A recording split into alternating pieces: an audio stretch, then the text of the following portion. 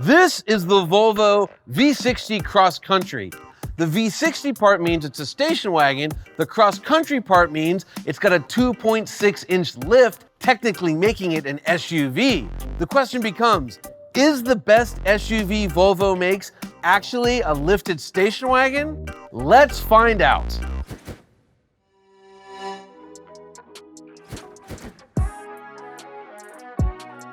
While rare, there are a number of car makers building lifted wagons these days. Aside from Volvo, Mercedes is in on the game, Audi makes a couple of them, Subaru makes a bunch, Buick was doing it, Volkswagen was doing it, but it's not a new phenomenon. See, back in the 90s, before the SUVs had taken over the marketplace, the definition of what an SUV was kind of in flux. Volvo, they made the V70 Cross Country. It was just a station wagon with a lift. So while SUV sales have totally eclipsed lifted wagons, they never went anywhere. I mean, Volvo's been making one for 25 years. In fact, now they make two. Why? They're better. Also, they look so much better. As far as design goes, I mean, look, Volvo's been hitting home runs for a number of years now, and the V60 Cross Country is no different. I find this vehicle to be gorgeous. It's super clean, and you could say like Scandinavian design, although I think that's a lazy way of just saying they've done an excellent job. The car's beautiful. One element to point out, of course, Thor's hammer here. This is what they call this shape for the daytime running light. It's Scandinavian, get it? But I mean, it looks good. To differentiate the Cross Country from the regular V60, they put this black cladding over the wheel arch here. I guess it makes it look more like an SUV. If they sell a couple dozen more because of it, great. Coming down the side though, the metalwork, the sheet metal, the surfacing, the line work, the curves, outstanding. It's so good. And then you get to the back and nobody can do the rear of a station wagon like Volvo.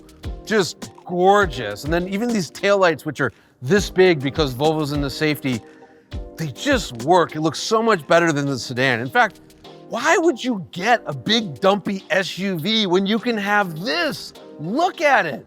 I can't think of the reason why. I'm inside the V60 Cross Country, and this is a good interior. Again, you can be very lazy and say Scandinavian design, but really it's just a nice alternative to the heavy-handed, dark German cockpits we've grown accustomed to in the luxury segment. Leather, wood, metal covers everything. You can see we've got these extra blingy Bowers & Wilkins speaker grills. The infotainment system's actually really good. Aside from the fancy stereo, you've got this 9-inch touchscreen. It's in a portrait view rather than a landscape view, just like a McLaren. But most importantly, it just works really well. And I think that's the key thing you want out of a touchscreen is functionality. Behind the driver, the rear seat room is pretty good for this segment. More importantly though, with the seats folded flat, you have more cargo space here than you do in the XC60 SUV. So to sum it up, just like the exterior, the interior of the V60 Cross Country is exquisite. Up until now, I've been saying nothing but nice things about the Volvo V60 Cross Country because station wagons are cool and it's a design knockout inside and out. However, no vehicle is perfect, not even this one. This is actually the V60 Cross Country T5. T5 means under the hood, there's a 2-liter turbocharged inline-4 that makes 250 horsepower and 258 pound-feet of torque. Want more power? You can't have it. Now there is a T6 version of the SUV and that adds a supercharger to the XC60. It gives you over 300 horsepower. You can't get it here, which is a shame. Not only is it a lifted wagon, but the Cross Country has a 1.2-inch wider track than the regular V60.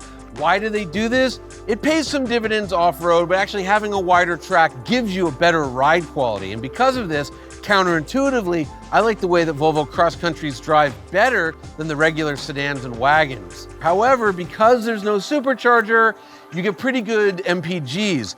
22 miles per gallon city, 31 on the highway. Just again, I wish you could get one with more oomph. By looking at it, you might think that Volvo's #1 priority is design, but it turns out it's safety. In fact, Volvo has stated going forward, they want no one to die because of a Volvo. That's how seriously they take safety. While this particular model hasn't been crash tested, the mechanically identical S60 has. It got a 5-star crash rating and a top safety pick plus from the Insurance Institute. So there's every reason to believe that the V60 Cross Country is one of the safest vehicles you can buy. So how much for all this good stuff? Well, the non-cross country V60 will set you back about $42,000. This car is $46,500, which is about $1,000 more than a comparable Audi Allroad. The thematically similar Subaru Outback will set you back about $40,000. Now, should you decide you need to get the SUV, you want the Volvo XC60, it's actually $1,500 less expensive than this. But I would argue that $1,500 is a small price to pay for a car as cool as this one.